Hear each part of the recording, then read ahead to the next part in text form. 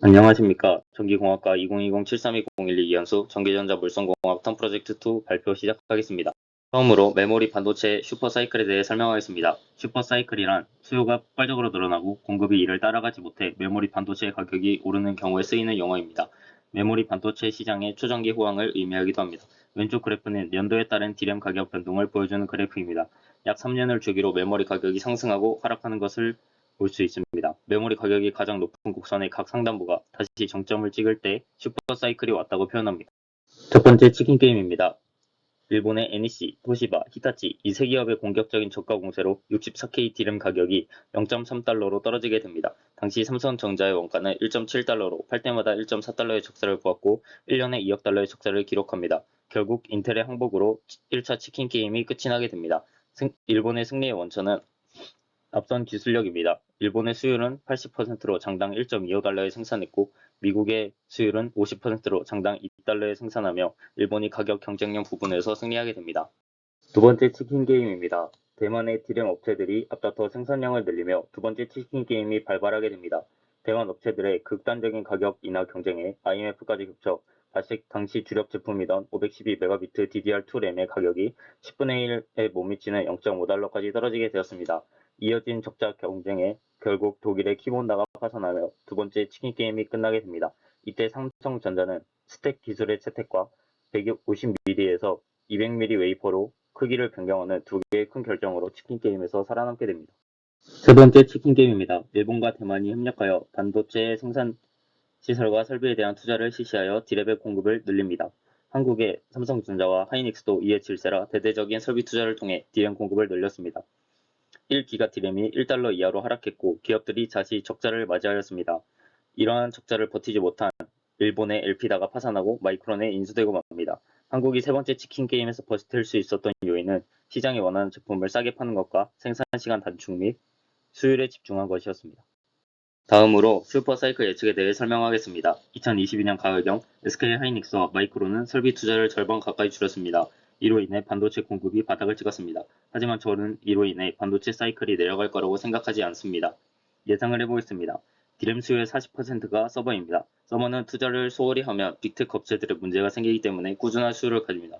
또한 최근 챗GPT, 메타버스, 자율주행 자동차, 레벨 3 등의 기술에 발전하면서 반도체 수요가 늘어날 것입니다. 특히 레벨 3 자동차의 경우 최소 15GB 수준의 D램을 탑재해야 하며 연간 자동차 시장의 평균 판매량이 9천만 대이기 때문에 레벨 3 자율주행 자동차가 상용화될 것으로 예측되는 2025년에 슈퍼사이클이 다시 올 것이라고 예측합니다. 다음으로 제가 선정한 논문에 대해 말씀드리겠습니다. 네이처 논문을 선택하였는데 그 이유는 네이처 논문의 2023년 임팩트 팩터는 69.054로 매우 높은 공신력을 자랑합니다. 또한 이 논문을 설정한 이유는 모스펫의 크기가 작아지고 같은 면적의 트랜지스터 집적도가 높아짐에 따라 발생하는 문제점을 다양한 수치 그래프를 통해 잘 설명해 주었기 때문입니다. 다음으로 플라나르펫의 구조와 발전에 대해 설명드리겠습니다. 첫 번째로 구조입니다. 플라나르펫은 아주 기본적인 모스펫의 구조입니다. N채널 플라나르펫의 그림을 예로 들어 설명하겠습니다. 피겨 1을 보시면 왼쪽에는 소스, 오른쪽엔 드레인, 양 사이의 게이트, 아래의 기판으로 이루어져 있습니다. 피겨 1A와 같이 P형 기판 위에 형성되면 N채널 모스펫이라고 하고 N형 기판 위에 형성되면 P채널 모스펫이라고 부릅니다. N채널의 경우 소스와 드레인이 N형인 전자로 도핑되어 있고 전류가 흐르기 위해 채널층에 전자가 존재해야 하며 소스와 드레인이 P형의 경우 양공이 존재해야 합니다. 게이트에 전압을 걸어주어 형성된 전개는 소스와 드레인 사이에 채널을 형성합니다. 이 채널을 통해 소스에서 드레인으로 전자가 넘어가 전류의 흐름을 만들어냅니다. 모스펫의 동작 핵심은 게이트의 전압을 조절하여 드레인과 소스 간에 흐르는 전류량을 조절하는 것입니다. 플라나르펫은 피겨 1A와 같이 한 면만 채널을 컨트롤하는 구조입니다. 오른쪽 피겨 3 그래프는 시간에 따른 트랜지스터 게이트 길이와 트랜지스터 밀도를 나타냅니다. X축은 연도에 따른 시간의 흐름을 나타내며 Y축은 트랜지스터의 밀도, 오른쪽 Y축은 최소 피처 크기를 나타냅니다.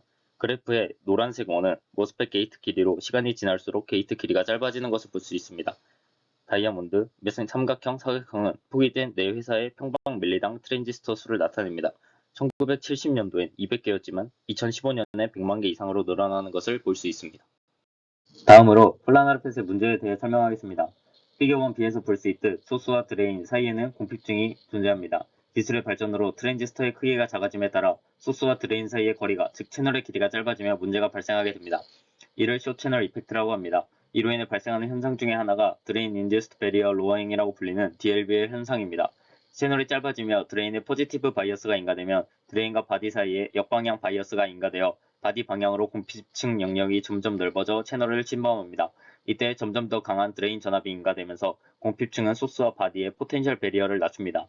이런 DLBL 현상에 의해 게이트 구동력이 저하됩니다. 이 과정을 거치며 소스와 드레인 사이에 두 결핍층이 서로 닿게 되면 게이트 전압이 인가되지 않아도 드레인 단자의 전압이 소스의 전압보다 높아 소스에서 드레인 쪽으로 마땅한 결핍층을 통해 누설 전류, 리키지 커런트가 흘리게 됩니다.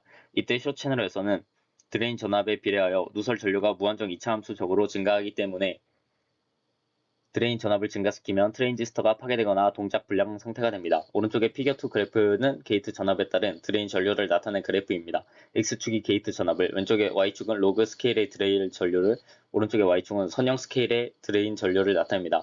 파란색 선을 보시면 스레스홀드 볼테이지를 넘어서는, 즉 모스펫이 온 상태가 될 때 전류가 선형적으로 증가하는 것을 볼 수 있습니다. 하지만 빨간색 선을 보면 스레스홀드 볼테이지 아래에서도, 즉 모스펫이 오프일 때 선형적으로 증가하는 것처럼 보이지만 이는 로그 스케일이기 때문에 전류가 비정상적으로 급격히 상승하는 것을 볼 수 있습니다. 추가적으로 그래프를 예를 들어 DLBL과 채널 길이의 관계에 대해 설명하였습니다. 피겨 AF 그래프의 X축은 채널 길이, Y축은 측정된 DLBL입니다. 그래프를 보면 채널의 길이가 길수록 DLBL이 작아지는 것을 볼 수 있고 채널의 길이가 짧을수록 DLBL이 커지는 것을 볼 수 있습니다. 다음으로 핀펫의 구조와 장점에 대해 설명드리겠습니다. 기존의 플라나르 펫은 한 면으로만 채널 전류를 조절하기에 크기가 작아질수록 게이트가 제어할 수 있는 채널의 면적이 좁아져 미세한 컨트롤이 어려워집니다. 따라서 다음으로 등장한 구조가 핀펫 구조입니다. 핀펫의 경우 피겨 5-A와 같이 게이트가 채널을 둘러싼 형태가 되면서 한 면으로 전류의 흐름을 제어하는 플라나르 펫과 달리 세 면으로 전류의 흐름을 제어할 수 있어 전류 제어 측정이 더 좋아집니다.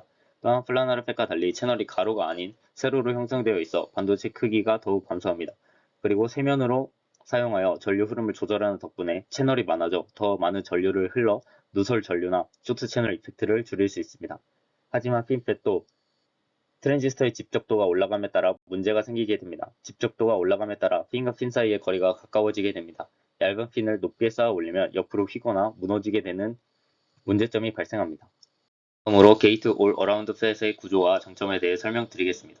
4나노 공정 밑으로 가면 스윙펫으로도 한계가 발생하기에 이를 보완하기 위해 나온 게 GAA 펫입니다. GAA 펫은 피겨 5-2와 같이 게이트가 채널을 4개의 면으로 둘러싸고 있기 때문에 표면적이 더 늘어나 전류 제어 특성이 더욱 좋아지게 됩니다. 또한 적층 구조로 올리면 4-N면을 컨트롤할 수 있어 전류 제어 특성을 더 높일 수 있습니다. GA의 장점은 채널을 적층하여 채널의 수가 늘어나도 셋이 차지하는 하단부 면적은 늘어나지 않아 소형화에 용이하면서도 전류 제어 특성을 높일 수 있다는 것입니다. 제가 생각하는 차세대 반도체의 형태에 대해 말씀드리겠습니다. 제가 생각하는 차세대 반도체의 형태는 피겨 1A와 같이 삼진법을 이용한 반도체입니다. 먼저 피겨 1A의 턴너리 시머스 구조에 대해 설명드리겠습니다. 두 가지 반전된, 즉 N채널 모스펫과 P채널 모스펫을 합친 구조입니다. 기존의 모스펫과 달리 소스와 드레인 사이에 다리가 놓아져 있어 전압이 없어도 전류가 흐른다는 점이 다릅니다. 이를 터널링 효과라고 부릅니다. 터널링 효과로 인해 스위치의 특성이 변화하게 됩니다. 우측 피겨 1D의 그래프를 보며 설명하겠습니다. 그래프의 위쪽 두 선이 일반 모스펫, 아래쪽 두 개의 선이 턴너리 시모스에 해당하는 값입니다. 아래 두 곡선을 보면 게이트 전압이 높아짐에도 전류가 상승하지 않고 유지되다가 일정 전압 이상으로 올라가야 상승하는 것을 볼 수 있습니다. 이러한 특성은 우측 그래프를 보면 알 수 있듯 일반 시모스와 달리 계단형으로 신호가 3개로 나뉘는 것을 알 수 있습니다. 이를 통해 삼진법의 스위치를 만들 수 있습니다. 이러한 삼진법의 장점에 대해 이진법과 비교하며 설명하겠습니다. 기존의 이진법을 이용하면 n개의 시모스가 있다고 가정할 때 이 n승계의 신호를 저장하거나 내보낼 수 있는 반면 삼진법의 털나리 시모스를 이용하면 3의 n승계의 신호를 저장하거나 내보낼 수 있습니다. 예를 들어 이진법 시모스가 2개면 4개의 신호를, 삼진법 시모스가 2개면 9개의 신호를 만들 수 있습니다. 시모스의 개가 늘어나게 되면 신호수는 기하급수적으로 격차가 생기게 됩니다. 이와 같은 신호수를 내보내게 만들 때 삼진법 시모스가 훨씬 더 적은 면적을 차지한다는 것을 뜻합니다. 따라서 저는 삼진법 시모스 기술이야말로 같은 면적에 더 얼마나 많은 반도체를 집적할 수 있는지가 승부를 결정하는 반도체 시장에서 상당한 우위를 점할 수 있는 기술이라고 생각합니다. 의견을 뒷받침하기 위해 참고한 네이처 일렉트로닉스 논문입니다. 참고한 레퍼런스들입니다. 발표를 마치겠습니다. 감사합니다.